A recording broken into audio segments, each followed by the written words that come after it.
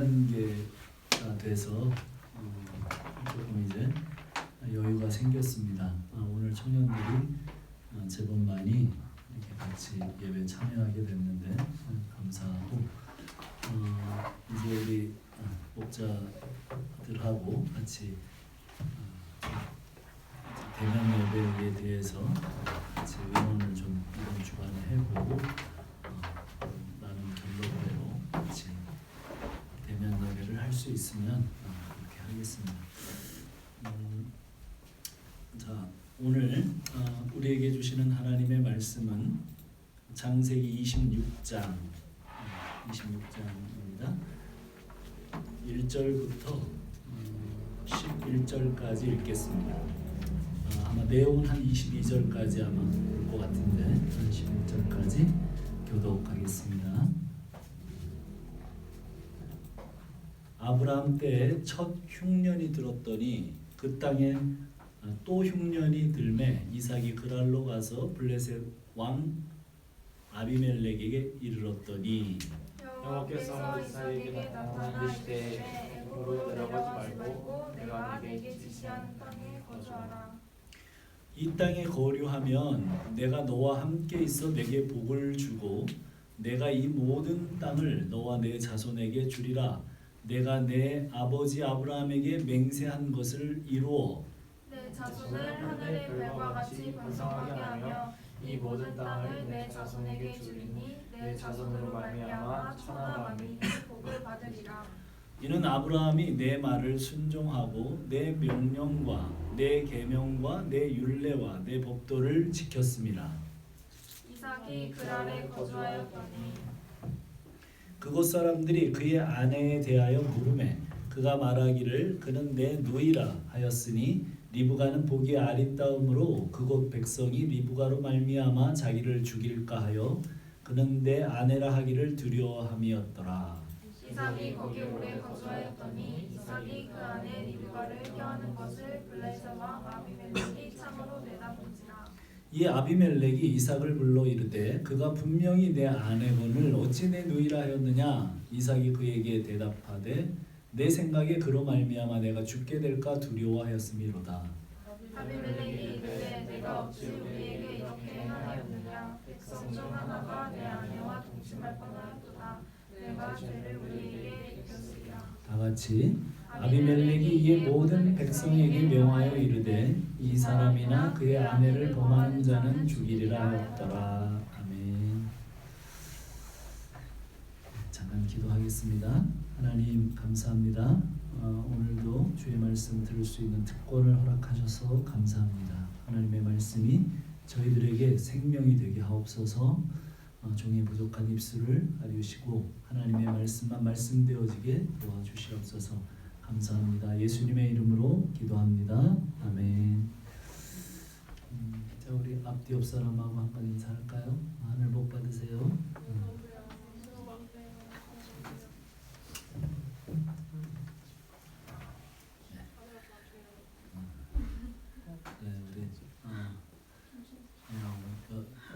여러 명 오랜만에 보네. 반가워. 자, 오늘 말씀 1절, 2절 먼저 한번 읽고 시작을 해보겠습니다. 1절, 2절, 26장 1절, 2절 시작. 아브라함 때에 첫 흉년이 들었더니 그 땅에 또 흉년이 들매 이삭이 그랄로 가서 블레셋 왕 아비멜렉에 이르렀더니 거기까지 읽으면 돼요. 2절 안 읽었네? 2절도 읽읍시다. 시작. 여호와께서 이삭에게 나타나 이르시되 애굽으로 내려가지 말고 내가 네게 지시한 땅에 거주하라. 아브라함 때 첫 흉년이 들었어요. 그때 이삭 때 또 흉년이 들었어요.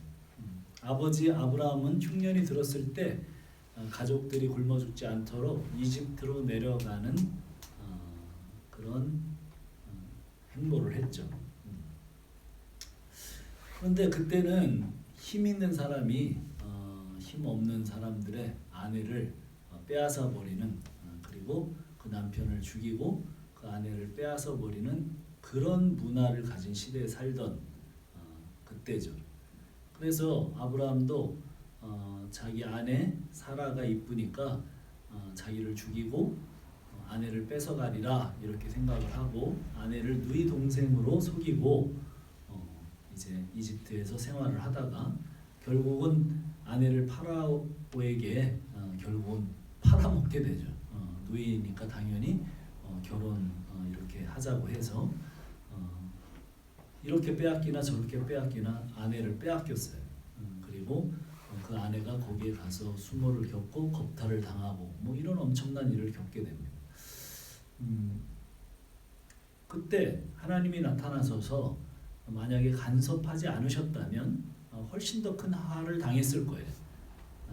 그런데 어쨌든 하나님이 간섭하셨고 그 일로 물질을 많이 얻어서 가나안 땅으로 돌아왔다는 역사를 아버지 때 역사이기 때문에 이삭이 듣고 분명히 알고 있습니다. 그럼에도 흉년이 들자 똑같은 행보를 하려고 합니다. 아버지 아브라함처럼 애굽행을 선택해요. 우리가 읽은 본문에 의하면 그 본문 2절이 그렇게 나타나 있죠. 하나님께서 나타나셔서 애굽으로 내려가지 말라 그러세요. 지금 애굽으로 내려가려고 그랄까지 왔어요. 그랄은 어디냐면 바로 거기 그랄 땅만 지나가면 이집트 땅이에요. 지금 다 왔어요. 다 왔는데 하나님께서 이삭에게 말씀하십니다. 너는 애굽으로 가지 마라. 그리고 이 땅에서 거주해라. 이렇게 말씀하십니다. 하나님께서 아버지 아브라함은 그냥 이집트로 내려가게 하셨고 아브라함은 그곳으로 내려갔기 때문에 또 엄청난 고난도 겪지만 그 고난을 겪은 후에 분명한 레슨 하나를 얻어요. 이게 뭐냐면 나를 갈대아 우르에서 불러내신 하나님은 적어도 이 근동 지역에 있는 잡신이나 우상들처럼 그런 분이 절대 아니고 그 시대의 가장 강력한 군주 파라오 그리고 정말 신급에 있는 그런 파라오보다 강하고 세시고 그리고 높으신 분이구나. 이것을 그가 배우게 돼요. 알게 돼요. 믿게 돼요. 그 믿음이 가치관이 되죠. 그래서 아브라함의 일생을 좌우하는 그런 어떤 영향력을 실제하는 믿음으로 갖게 됩니다. 우리가 하나님의 말씀을 듣고 또 성경을 공부하고 예배를 드리고 뭐 그렇게 우리가 하나님을 만나게 됩니다. 그렇지만 사실은 정확하게 우리의 삶에서 어떤 고난을 통과하면서 그 하나님의 말씀이 완전히 내 것으로 경험되어지기 전까지는 그냥 어쩌면 머리에 있는 지식 정도일 수가 있어요. 그래서 아브라함은 그 고난을 통해서 물론 그 선택은 어떤 의미에서 잘못된 거죠. 가나안 땅에 있었어야 하죠. 그렇지만 그의 선택을 하나님이 선용하셔서 그에게 이렇게 알게 되어야 되는 하나님 그리고 그 자신에게 깎여 나가야 되는 그런 어떤 세상적인 불순물들을 다루시는 장소로 사람으로 사용하셨다는 겁니다. 그런데 아브라함이 애굽으로 내려갈 때 막지 않으신 이유가 그것이었다면 이삭은 왜 애굽행을 막으셨을까? 우리는 하나님께서 우리를 대하실 때 어떤 공식 같은 것이 있다는 생각을 가지는 경향이 있어요. 뭐 구원도 뭐 방언을 해야 구원을 받는다는 교파처럼 구원의 방식도 어떤 똑같은 그런 방식이 있다. 이렇게 생각을 합니다. 하나님의 인도도 어떤 방식과 방법이 있다고 생각을 합니다. 어떤 사람들의 간증을 들으면 우리는 곧바로 그렇게 생각을 하죠. 와, 나도 하나님께서 이렇게 이끌어 주시리라. 그렇게 기도합니다. 우리 젊은 시절에 신앙생활 할 때 원정수 권사님이라는 분이 계셨어요.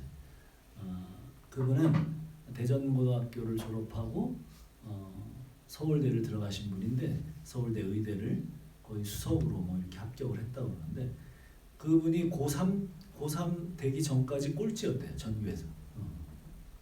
근데 그가 열심히 있는 신앙으로 새벽에 기도하고 철야로 기도하고 계속 기도해가지고 내가 직접 그분의 간증을 들었어요. 그래서 어떻게 됐냐면 서울대 의대를 합격을 했다는 거야. 그것도 수석으로. 그래서 우리 그때 신앙생활하던 우리 젊은이들이 어떤 꿈을 갖게 되냐면 와, 공부고 뭐고 새벽에 나가서 기도해야 되겠구나. 열심히 새벽 기도하고 열심히 막 이렇게 붐이 일어났어요. 저희 또래 그 젊은이들 그 당시에 어떻게 됐을까요? 네, 다 시험에 떨어졌죠. 시험에 붙는 건 어떻게 붙어야 돼? 공부 열심히 해야지. 기도한다고 시험에 붙지 않아요. 그러고 근데 그 권사님 간증에 뭐가 더 특이한 게 있었냐면 그날 시험 당일날 쫙 뭐를 보여줬다고 하나님이? 그거 간증 들어봤어? 나가라 나가라, 다 나가라 뭐 이러면서 답이 쫙 보였대.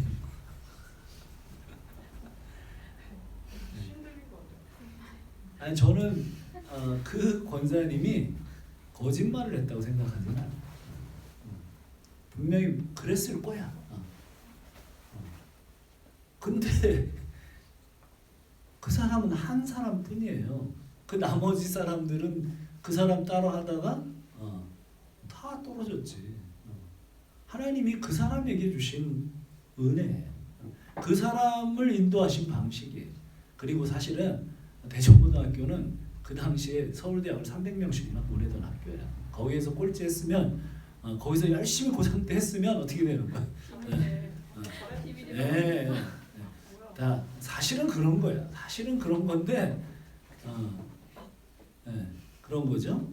다른 사람들은 자기는 정말 실력이 꽝인데 전혀 기초도 안 돼 있는데 기도만 했다. 안 되지.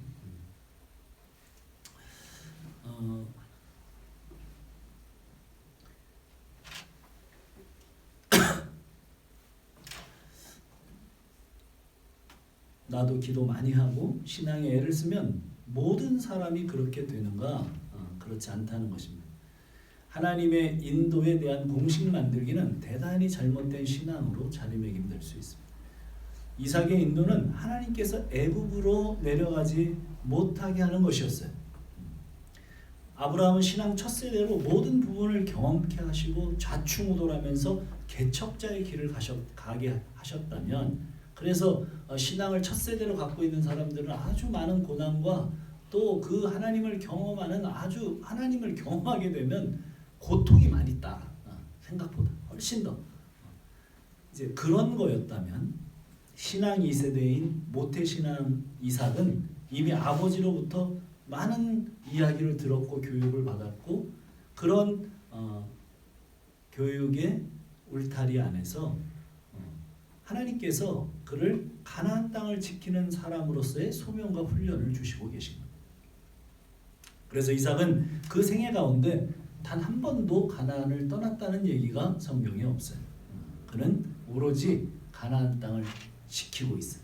그래서 하나님이 애굽행을 막으시고 거기에서 또 이야기가 이렇게 시작이 됩니다. 3절부터 5절까지 한번 읽어봅시다. 3절부터 5절까지 시작. 이 땅에 거류하면 내가 너와 함께 있어 내게 복을 주고 내가 이 모든 땅을 너와 내 자손에게 주리라. 내가 내 아버지 아브라함에게 맹세한 것을 이루어 내 자손을 하늘의 별과 같이 번성하게 하며 이 모든 땅을 내 자손에게 주리니 내 자손으로 말미암아 천하 만민이 복을 받으리라. 이는 아브라함이 내 말을 순종하고 내 명령과 내 계명과 내 율례와 내 법도를 지켰음이라 하시니라. 하나님께서 이삭 너는 이 땅에서 살아라. 네가 이 땅에 살면 내가 너를 보살펴주고 복을 주겠다. 이 모든 땅을 내가 너와 너의 자손에게 주겠다. 내가 너의 아버지 아브라함에게 맹세한 약속을 이루어서 너의 자손이 하늘의 별처럼 많아지게 하고 그들에게 이 땅을 다 주겠다. 그리고 내 자손으로 천하 만민이 복을 받을 것이다. 이는 아브라함이 내 말을 순종하고 하나님의 명령과 계명과 율례와 법도를 지켰음이라. 그래서 그렇다. 마치 아브라함의 공로 때문에 이삭도 같이 묻어가는 것처럼 그렇게 말씀을 한 것처럼 들려요. 근데 가만히 생각을 해보세요. 지금까지 우리가 말씀 들어서 알지만 아브라함이 하나님의 명령 법도를 지켰어요. 그의 인생 동안에.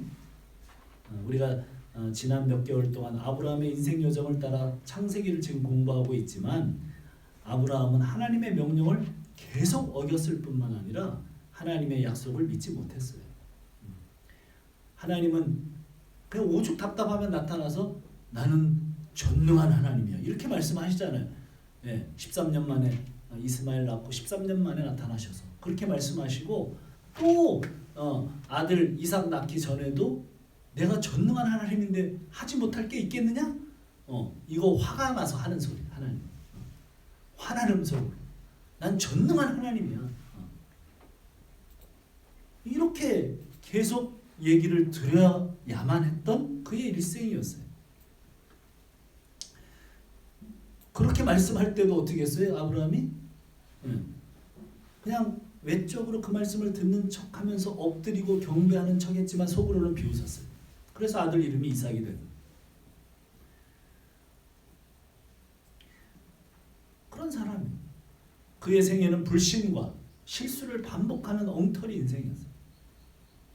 그런데 신실하신 하나님이 마침내 그의 나이 정말 노년에 아브라함을 창세기 22장 모리아 산에 세우시죠.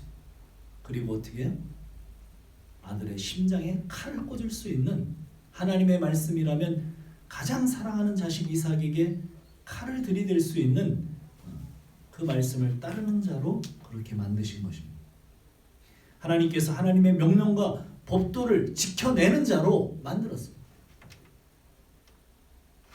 그렇게 하나님은 이삭에게 복을 약속하시는데 아브라함에게 하신 하나님의 자신의 약속을 지키심을 근거로 이삭에게 복 주시겠다 그 얘기. 아브라함이 복을 지켜서 네가 계속 복을 받는다 그게 아니고 내가 아브라함에게 했던 것처럼 너에게도 그렇게 복을 주시겠다. 하나님께서 아브라함이 어떠하든지 약속을 지키셨듯이 이삭에게도 그렇게 하시겠다는 아버지의 공로가 아들에게 영향을 주고 자손들이 대대로 복을 받는다는 이야기가 아닙니다. 아버지가 먹은 신포도 때문에 아들의 이가 시린 게 아니에요. 구원이나 이 모든 것들은 다 각자가 개인이 하나님의 뜻을 행하게 되고 하나님의 복에 이르게 되고 다 개인적으로 그렇게 되는 거예요. 하나님이 그렇게 만들어 가신다고 하니까 우리는 그렇게 창세기 22장의 순종의 사람으로 만들어 가신다고 하니까 이렇게 생각하는 사람들이 있어요. 그럼 우리는 가만히 있으면 되겠네. 개혁주의에 또 그런 생각들을 가진 사람들이 있죠. 뭐 가만히 있으면 뭐 하나님께서 그렇게 다 만드시는 거 아니야? 뭐 이렇게 가만히 있는 게 신앙이지 뭐 이렇게 생각을 합니다. 근데 한번 이렇게 생각을 해봅시다. 아이의 엄마가 아이의 걸음마를 훈련시킬 때 안방에서 거실로 가는 것이 목적이라면 엄마가 그냥 들어서 옮기는 게 제일 편해요. 그러나 엄마의 목적이 아이의 다리 힘을 키워서 혼자서 빨리 걷게 하는 것이라면 아이가 넘어져도 그렇게 안아서 옮기면 안 돼요. 박수를 치면서 아이를 불러야 되고 쓰러지고 넘어져도 다시 일으켜 세워주기는 할지라도 계속 자기가 걷도록 그렇게 해야 돼요. 그래야 혼자 걸을 수 있는 힘이 생겨요. 다리에 힘이 생깁니다. 그게 우리의 신앙생활입니다. 그래서 스스로 하나님의 말씀을 듣고 따르는 훈련을 충실히 해야 돼요. 우리는 우리의 발로 걸어야 돼요. 넘어지더라도 또 일어나서 걸어야 돼요. 그런데 오늘날 많은 사람들이 하나님께 내 말을 들으라고 해요. 신앙생활이 참 거꾸로 가요. 하나님의 말씀은 무시하고 하나님 당신이 내 말을 좀 잘 들으시오. 그렇게 기도를 드려요. 내가 하나님의 말씀을 듣고 순종하고 이렇게 하는 게 신앙인데 반대로 하나님 내 말 좀 들으시오.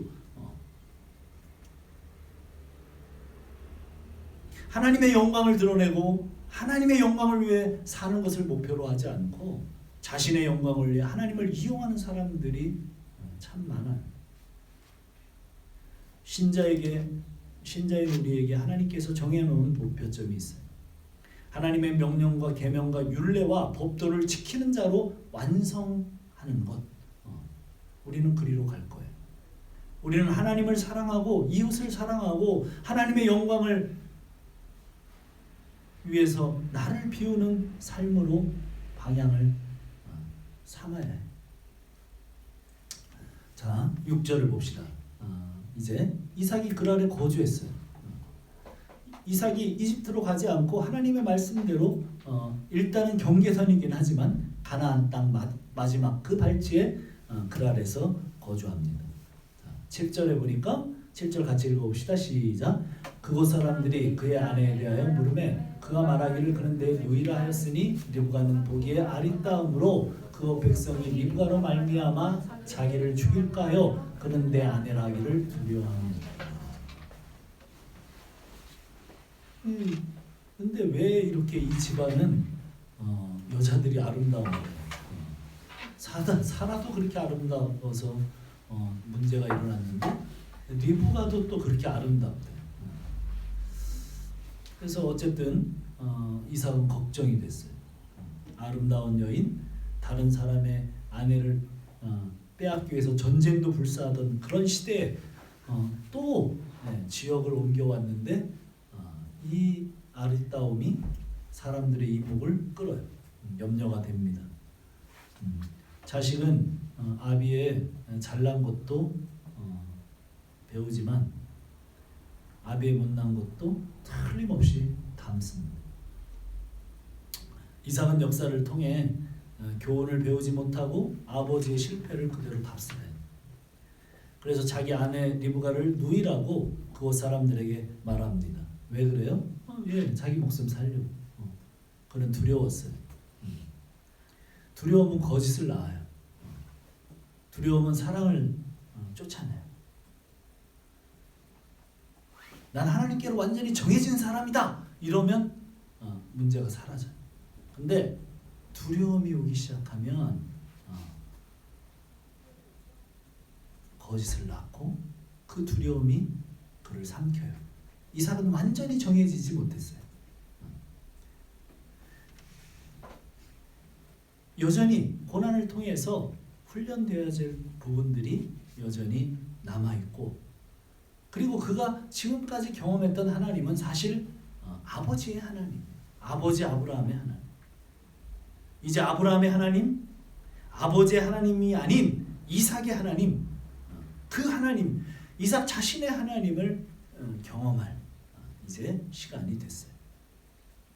우리도 그래요. 목사의 하나님, 신앙 좋은 사람들의 하나님, 또 부모님의 하나님, 이런 하나님이 아니라 나의 하나님, 내가 진짜 그 하나님을 알고 내가 경험한 하나님이어야 결코 흔들리지 않아요.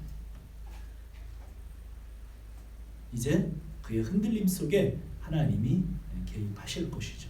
자, 8절로부터 11절 우리 같이 읽어봅시다. 시작. 이삭이 거기 오래 거주하였더니 이삭이 그 아내 리브가를 껴안은 것을 블레셋 왕 아비멜렉이 창으로 내다본지라. 이 아비멜렉이 이삭을 불러 이르되 그가 분명히 내 아내건을 어찌 내 누이라 하였느냐. 이삭이 그에게 대답하되 내 생각에 그로 말미암아 내가 죽게 될까 두려워하였음이로라. 아비멜렉이 이르되 내가 어찌 우리에게 이렇게 행하였느냐. 백성 중 하나가 내 아내와 동침할 뻔하였도다. 내가 죄를 우리에게 입혔으리라. 아비멜렉이 이에 모든 백성에게 명하여 이르되 이 사람이나 그의 아내를 범하는 자는 죽이리라 하였더라. 세 번역으로 8절을 보면 이렇게 돼 있어요. 이삭이 그곳에서 자리를 잡고 산지 꽤 오래된 어느 날 블레셋 왕 아비멜렉은 이삭이 그 아내 리브가를 애무하는 것을 우연히 창으로 보게 되었다. 조금 더 명확하게 얘기를 했죠. 애무는 누구끼리 하는 거에 부부관계에서만 하는 거다. 뭐 이 시대의 어떤 정서인 거죠.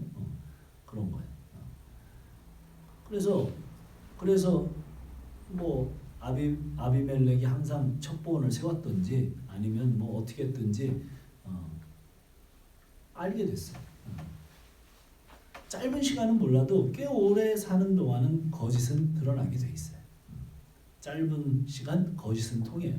그렇지만 긴 시간에 거짓은 드러납니다. 그런데 이것은 이삭의 아내를 빼앗아가지 못하게 하시는 하나님의 섭리였습니다. 아내를 빼앗아가지 못하도록 들키게 하셔서 미리 막으셨어요.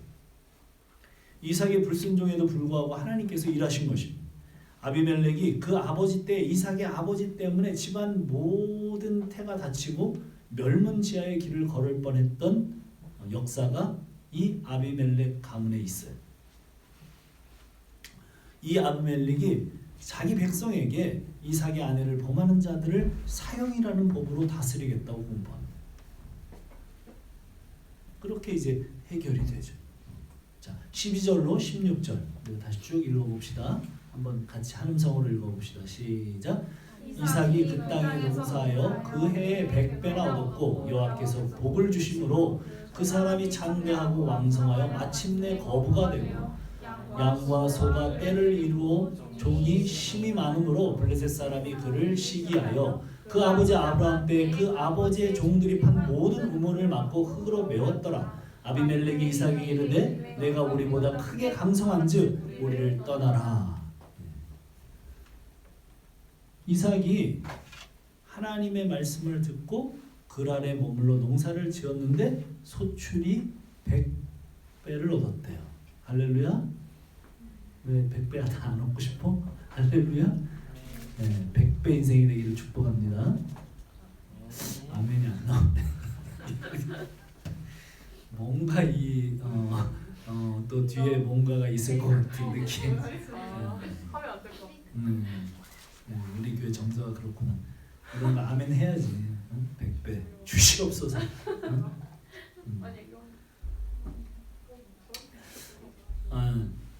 짧은 시간은 몰라도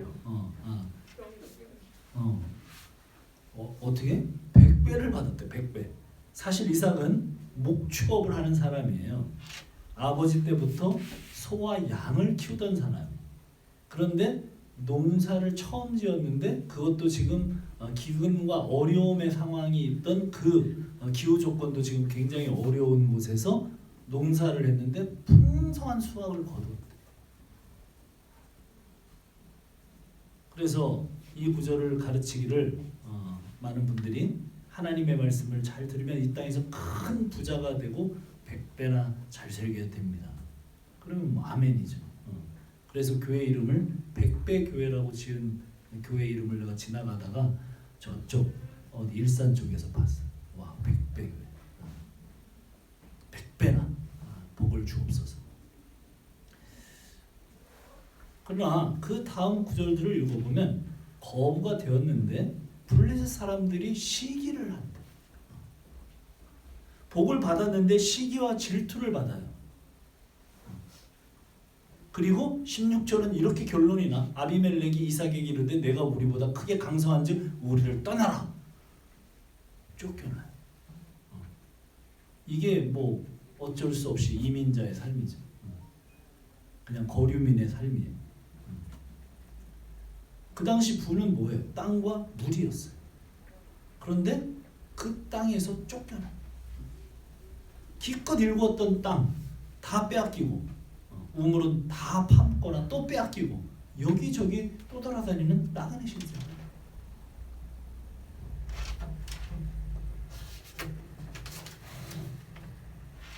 내가 보기에요. 성경은 일부러 이삭이 거부가 된 후에도 이방인으로 나그네로 쫓겨다니는 모습을 보이므로 그것이 진짜 복이 아님을 보여주고 있어요. 그런 것이 복이라면 마르지 않는 나일강과 기름진 삼각주를 가진 애굽이 복을 받은 나라겠죠. 축복과 저주의 기준이 뭐예요? 그것은 물질의 유무에 있지 않아요. 창세기 26장 29절을 보면 뒤에 이렇게 쑥 가서 보면 뭐라고 되어 있냐면 이렇게 되어 있어요. 너는 우리를 해하지 말라. 이는 우리가 너를 범하지 아니하고 선한 일만 내게 행하여 내가 평안히 가게 하였음이니라. 이제 너는 여호와께 복을 받은 자니라. 이게 또 복 얘기가 또 나오는데 이삭이 진짜 복을 받은 사람인 장면을 그렇게 소개를 한 거예요. 24절, 25절에도 그런 얘기가 나오죠. 뭐라고 나와요? 이렇게 나와요. 그 밤에 여호와께서 그에게 나타나 이르시되 나는 내 아버지 아브라함의 하나님이니 두려워하지 말라. 내 종 아브라함을 위하여 내가 너와 함께 있어 내게 복을 주어 내 자손이 뭐 이렇게 쭉 나갑니다. 이삭이 부자가 되기는 했는데 계속 그랄 왕과 그랄 목자들에게 쫓겨다니는 신세가 돼요. 그것은 단순히 소떼 양떼가 많아지는 것이 궁극적인 복이 아님을 말하고 있습니다.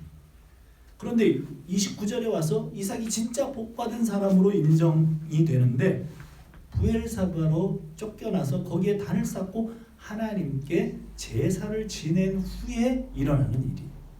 그때 그럴 사람들이 더 이상 이삭을 괴롭히지 않고 너는 여호와께 복을 받은 자라고 인정을 해줘요. 하나님은 이삭에게 나타나셔서 내가 너와 함께 있어 내게 복을 주겠다라고 말씀하세요. 우리가 읽은 본문들 쭉 읽어보면 그래요. 이삭이 거부가 된 것이 진짜 복이 아니라 하나님이 함께 하시는 것이 복이다. 행간을 잘 읽어보면 그런 얘기를 하고 있는 거예요. 100배가 나오지 않았어도 그렇게 풍요롭게 되지 않았어도 기근이 든 땅에 하나님이 함께 하시는 것이 복이라는 거예요. 하나님이 함께 하시면 복이에요. 그것이 축복의 땅이에요. 그러니까 지금 이 본문에서 말씀하시는 것은 양떼와 소떼가 많아지는 것이 복이 아니라 하나님과 함께하며 하나님의 인도하심에 순종하고 하나님께 순종의 예배를 드리는 것이 참 복임을 보여주고 있어요. 우리 한두 군데 찾아보고 그 복에 대해 좀 정리를 하고 마칩시다. 출애굽기 33장. 출애굽기 33장.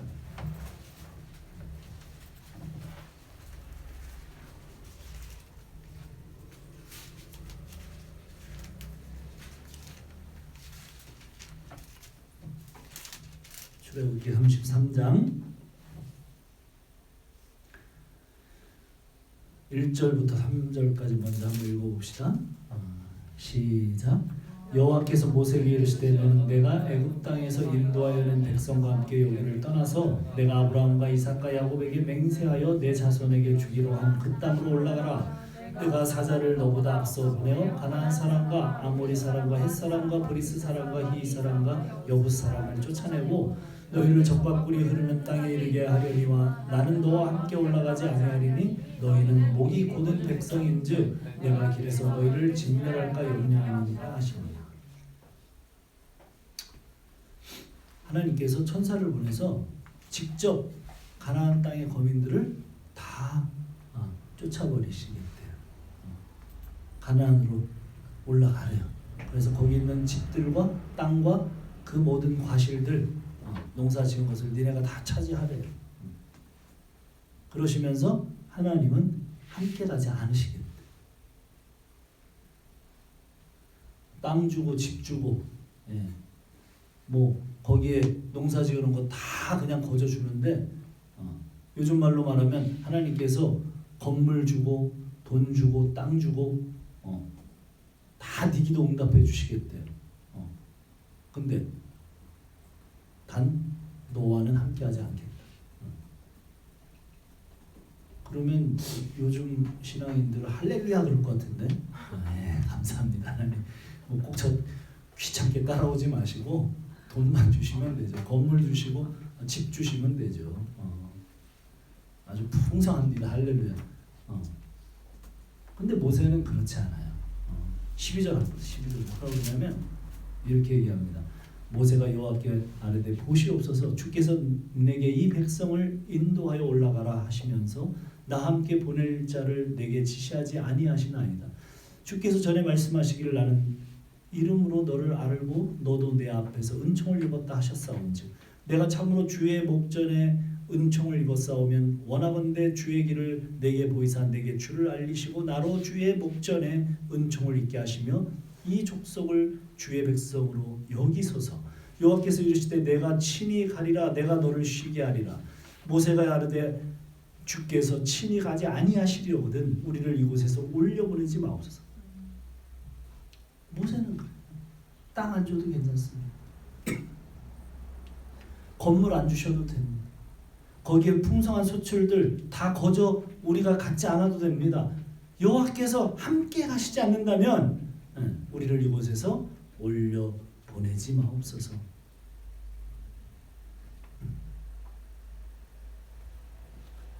모세는 뭐가 복인 줄 아는 사람이었어. 하나님의 은혜, 하나님의 복은 주께서 우리와 함께 행하심이라는 거예요. 그런데 하나님이 함께 하시지 않으면서 아무리 좋은 땅과 육축을 우리에게 준다는들 그게 무슨 의미가 있느냐. 그러니 이삭의 복은 하나님과의 올바른 관계에서 오는 것이었지 이 세상에 거부가 되는 것이 아니었어요.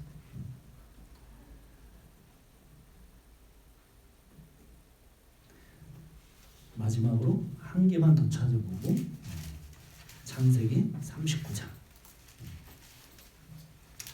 복받고 만사 형통한 사람들의 이야기 속에 그 복의 의미가 성경에서 진짜로 어떻게 쓰여졌나 한번 봅시다. 창세기 39장 23절입니다.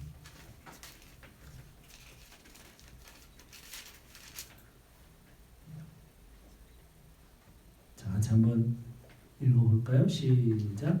간수장은 그의 손에 맡긴 것을 무엇이든지 살펴보지 아니하였으니 이는 여호와께서 요셉과 함께 하심이라. 여호와께서 그를 범사에 형통하게 하셨느니라.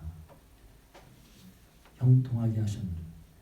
이 구절의 초점 역시 여호와께서 함께 하셨다는 거예요. 여호와께서 요셉과 함께 하심으로. 근데 우리는 형통한 것에만 관심이 있죠. 함께 하심으로. 그게 형통이라는 거예요.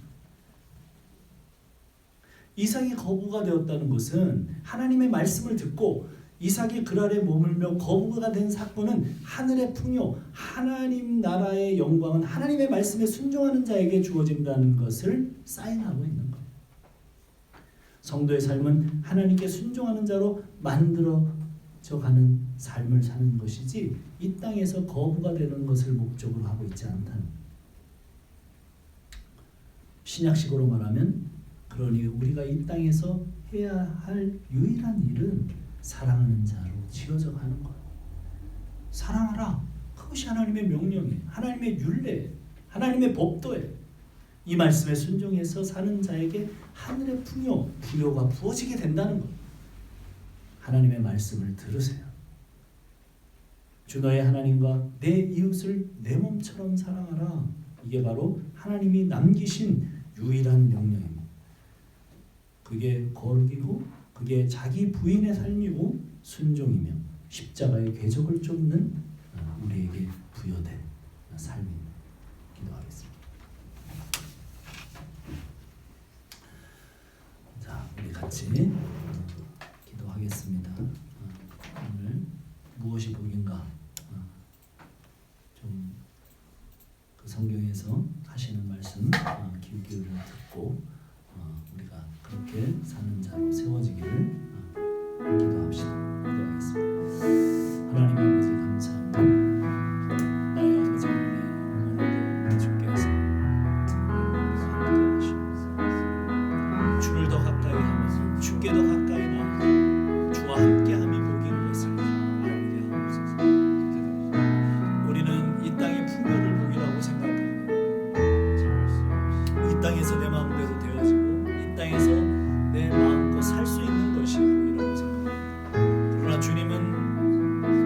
말씀하시니 내 명령과 내 율례와 내 법도를 지키고 거기에 순종하는 자로 세워져 가는 그것이 복이며 그 하나님과 함께하는 것이 복이라고 말씀합니다.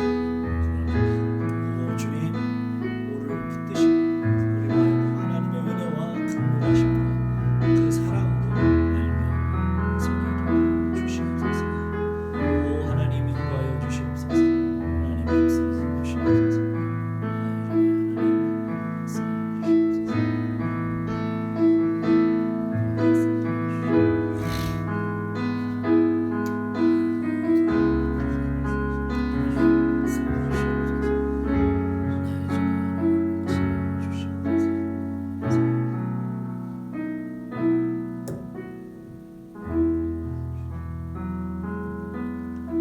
주를 가까이 하고 주와 함께하는 것, 주와 동행하는 것, 그것이 복입니다.